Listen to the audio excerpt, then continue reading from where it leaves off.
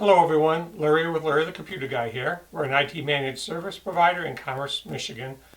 We specialize in cybersecurity and compliance. So for this week's malware and ransomware, there's a lot of bad things happening out there, a lot of things the media is not telling you that you really need to know about.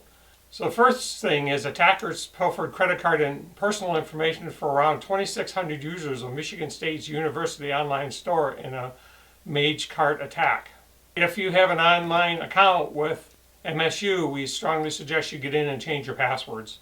And also check to make sure your credit cards have not been frauded. The next thing is the Maze ransomware group published 2.2 gigabyte of unencrypted Canon USA files on its data leak site a week after the gang attacked the website. So no matter what Canon says, they were definitely breached. Also for you companies that have AWS buckets or back up your data to Amazon services, there have been a lot of breaches out there.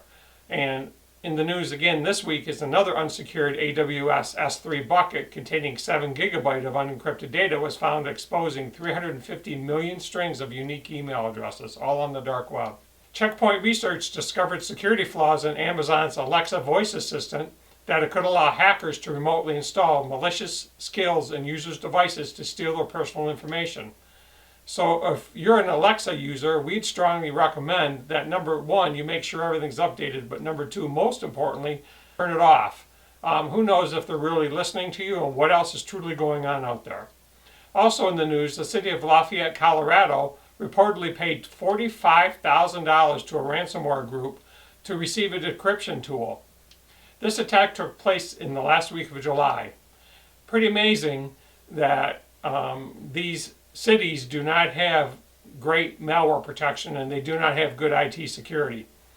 Also, TikTok has been in the news a lot lately.